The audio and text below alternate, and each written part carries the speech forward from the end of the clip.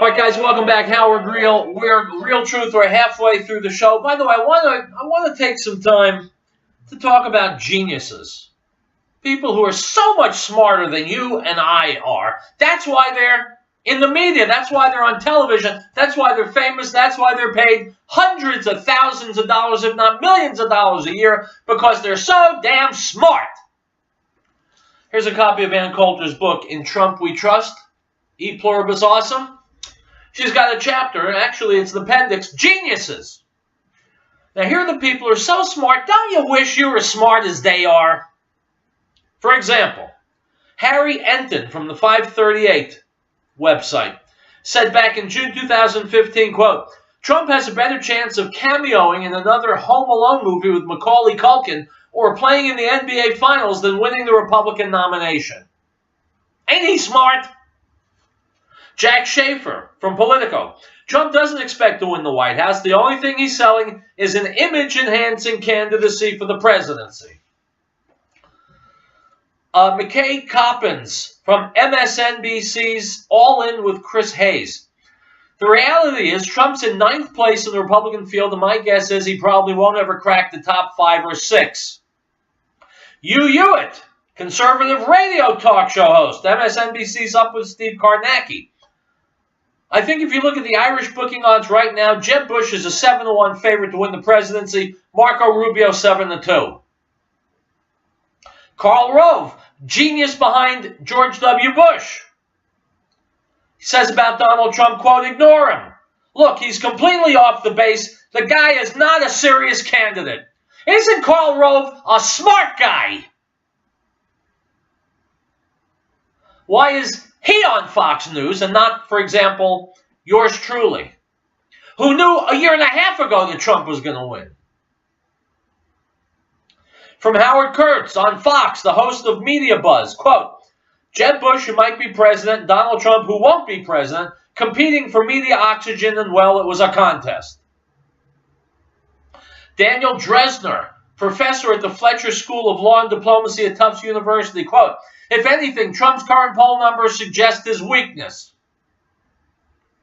Patrick Murray, director of Monmouth University Polling Institute, Politico. At the end of the day, it's quite possible Donald Trump will get 11% in New Hampshire, but that might be his cap. Lisa Booth, Republican strategist. Donald Trump will not be the Republican nominee. There's absolutely no way his unfavorables are above 60%. Lisa, you're so damn smart. Carl Hiaasen, author and columnist. The early Republican polls showing Trump in second position behind Jeb Bush are hilarious and meaningless. Chris Cillizza, The Washington Post. Let's start with this. Donald Trump is not going to be the Republican presidential nominee in 2016. What would happen if I put in an application to write for the Washington Post? Exactly. Stuart Stevens, Mitt Romney's chief political strategist. I'm pretty confident that when we're waiting for the votes to be counted in Iowa and New Hampshire, we won't be talking about Donald Trump. Charles Cook, editor of the Cook Political Report. I do not believe we'll be talking much about Donald Trump in November, December, and January. Stop! People actually subscribe to the Cook Political Report. Why don't they subscribe to my YouTube channel? Rich Galen, Republican strategist. I don't think Donald Trump's going to be the nominee of the Republican Party. Brilliant. New York Post headline, Don Voyage, Trump is toast after insult that McCain is not a war hero. Nate Silver from 538. Trump's support will probably fade, or at least given his high unfavorable ratings, it will plateau, and other candidates will surpass him as the rest of the field consolidates. Ryan Liz, a Washington correspondent for The New Yorker.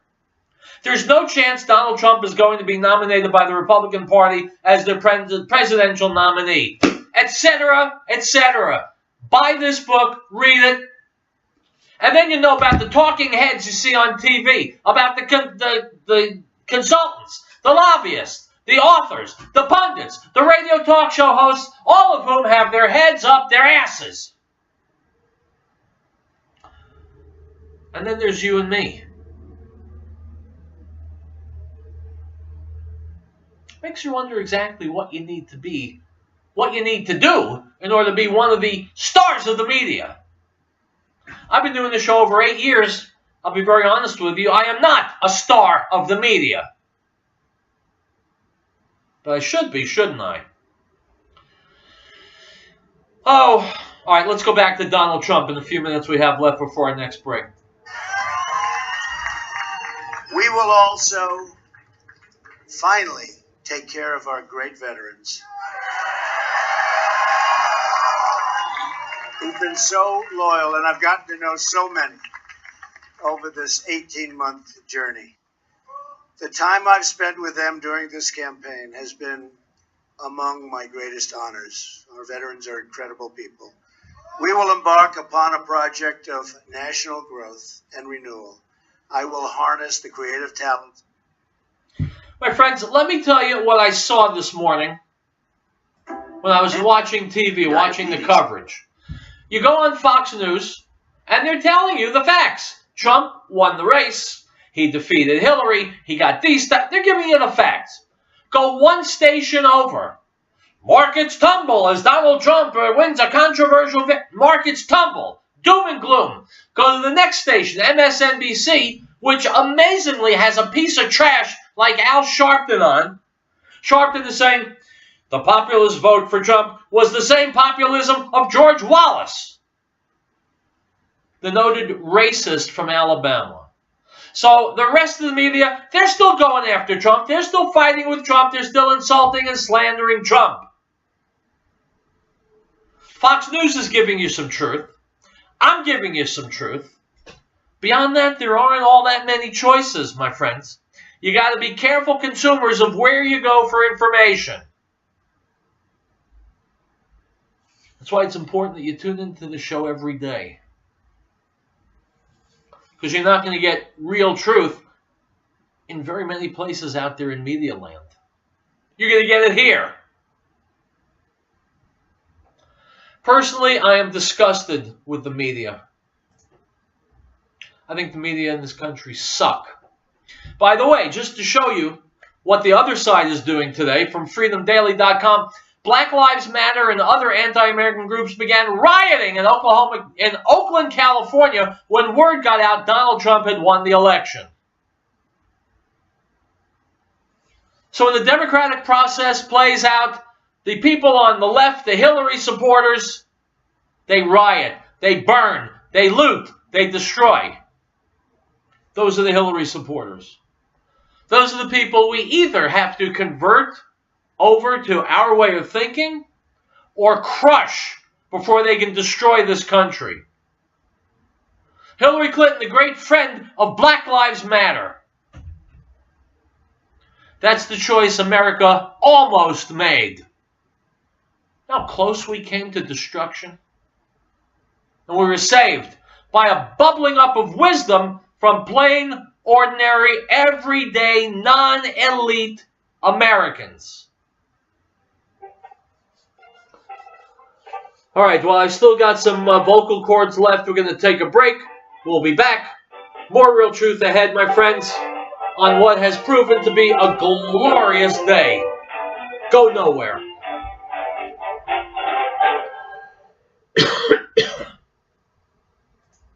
And of his fullness we have all received, and grace for grace.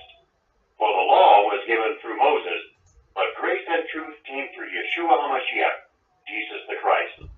No one has seen God at any time. The only begotten Son, who is in the bosom of the Father, he has declared him.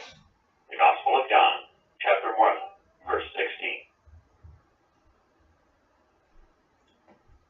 We, the people of the United States, in order to form a more perfect union, establish justice, ensure domestic tranquility, provide for the common defense, promote the general welfare, and secure the blessings of liberty to ourselves and our posterity, to ordain and establish this Constitution.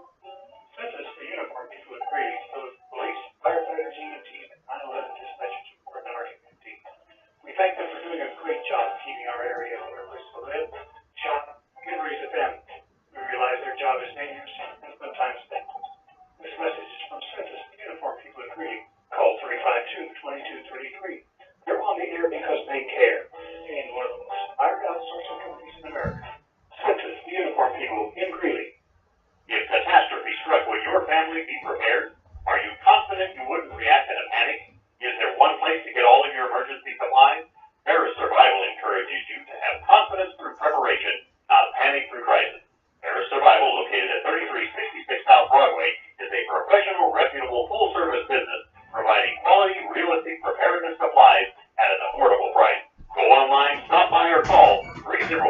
781-0343.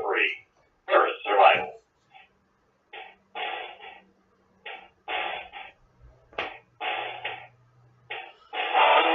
Oh my, oh my, oh my. Long night and a long day. Howard Riell, the show is called Riell Truth. I'm going back to Fox News. Aside from this show, it's one of the very few places you can get some real truth. Tucker Carlson on the couch with Fox and Friends this morning, talking about the election. As usual, Tucker Carlson is a really, really intelligent guy. Let's hear what he has to say. When I go into a poll, after people hear what I'm saying, I do really well. If people think I'm running. Now, one thing is nobody thinks I'm running. Right. You think I'm running, right? Actually, I thought you were running last time.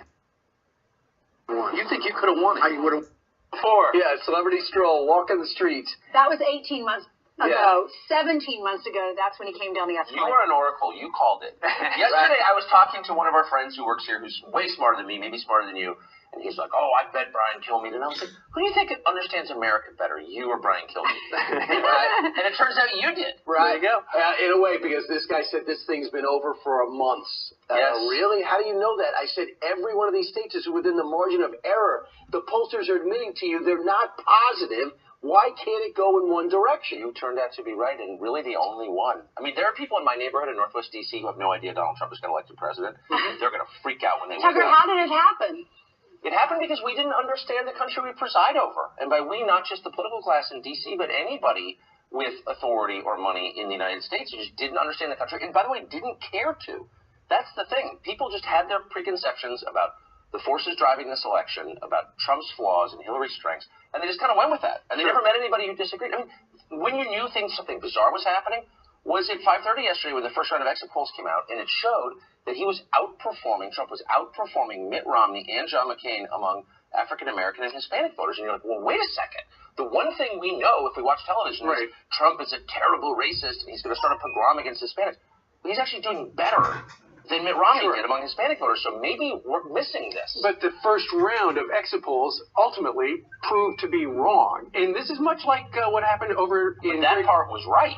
That aspect of it was ultimately it looked like she was actually going to win early on. Right. And that's what all the networks were feeling, by 11 o'clock last night, they were probably going to call it. But it's kind of like our Brexit moment. The polls were wrong. Yes. There were a couple of polls that got it right. Investors Business Daily was right. Rasmussen was right. The USC poll was right. Times. But the big polls were wrong. The Washington Post, NBC, Wall Street Journal, all wrong. But the contempt that the people analyzing this election had for anybody with an alternative point of view, I mean, it was like you were denying evolution or something, seriously, because their preconceptions were so strong they couldn't break out of them. But just like Brexit was not about Nigel Farage, as impressive as he is, this is not entirely about Donald Trump. This is a reaction against the people in charge. And look, if you're not in the elite media, if you're not on Wall Street, if you're not in the political class, look at the people who run the country. They sneer at you. They have contempt for you. There's nothing about you that they like. And you resent that after a while. This is a democracy. Like, the average person can vote, we just learned last night. Well, I'm going to add to that. Celebrities. Yeah. Every celebrity, whether they're performing with Hillary Clinton, they're going tweeting or campaigning for her, many of which foolishly said they're going to leave the country if he, in fact, wins. Celebrities, instead of being, you might like their album, but you kind of resent the fact that they're in your face telling you what to do. And that's what America did. By the way, my friends, you think any of these celebrities is really going to leave the United States? No. They are hypocrites.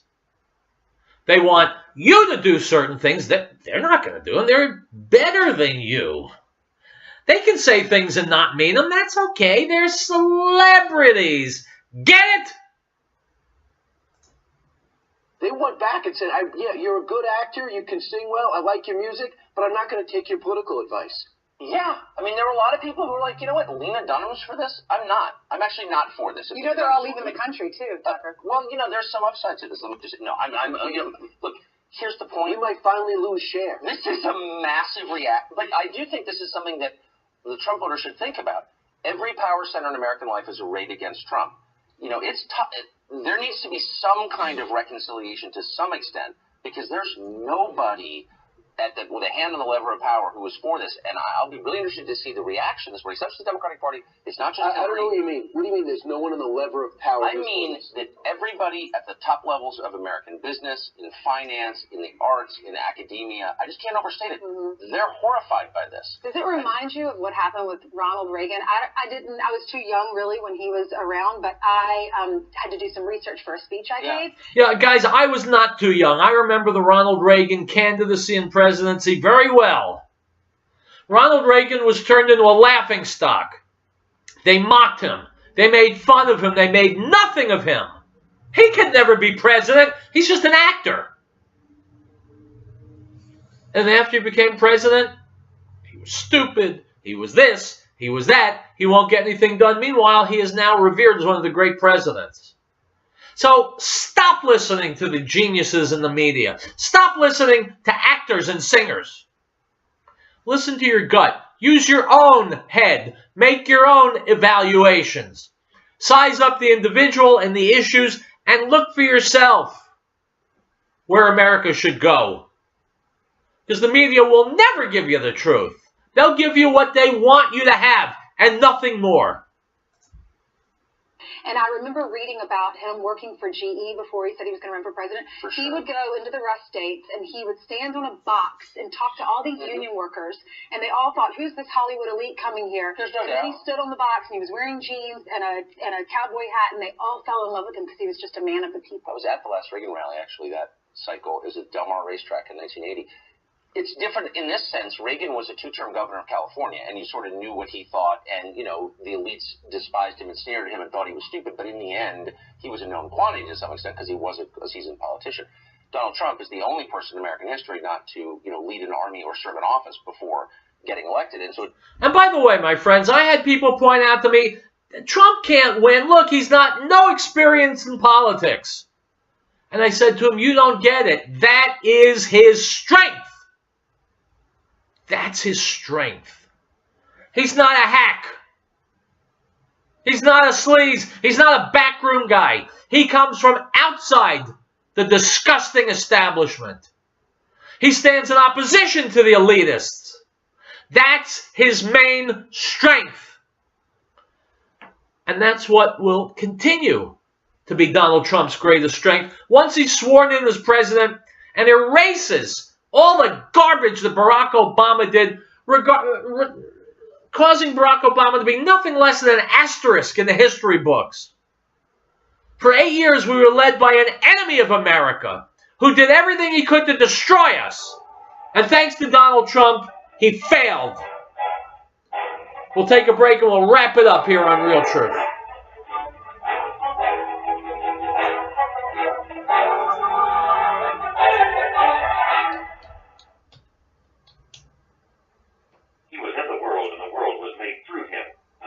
Did not know him. He came to his own, and his own did not receive him. But as many as received him, to them he gave the right to become children of God, to those who believe in his name, who were born not of blood, nor of the will of the flesh, nor of the will of man, but of God. The Gospel of John, chapter 1, verse 10 through 13.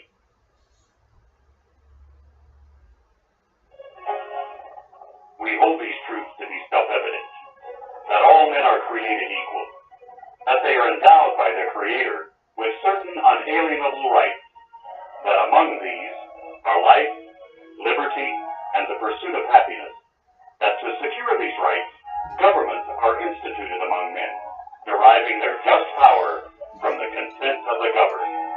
This is the America News Network. The Elizabeth Locker Plan and Elizabeth reminds our listeners that the drug problem is well documented. We know our kids will be approached at early ages. We want to applaud the youngsters in our community who have had the strength to say no to drugs. They provide examples to their peers and families to be the best they can be. That's from Elizabeth Locker Plant, located at 366 Grant Street in Elizabeth, serving our area since 1943 and specializing in naturalized aged beef and pork and complete custom processing. Call 303-688-2240. That's 303-688-2240.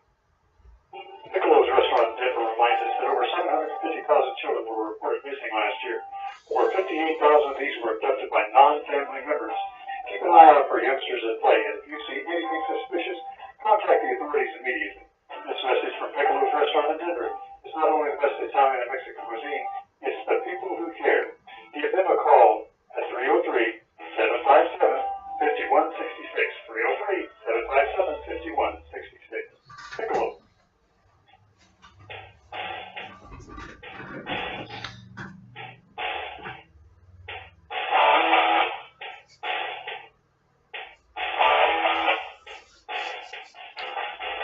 All right, guys, we got 4 minutes left. I'm going to give you 3 more minutes of Donald Trump's acceptance speech. Here we go. Their tremendous talent for the benefit of all. It's going to happen. We have a great economic plan. We will double our growth and have the strongest economy anywhere in the world. At the same time, we will get along with all other nations, willing to get along with us. We will be. We'll have great relationships. We expect to have great relationships.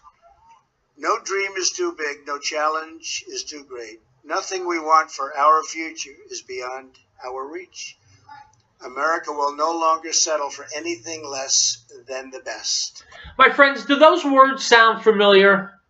Because they're the words that used to typify America. That's America the way it used to be.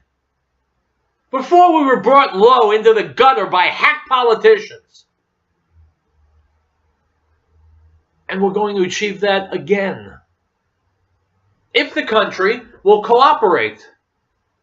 If it won't, we'll have division and we'll have no progress. Let's go back. We must reclaim our country's destiny and dream big and bold and daring. We have to do that. We're going to dream of things for our country and beautiful things and successful things once again. I want to tell the world community that while we will always put America's interests first, we will deal fairly with everyone,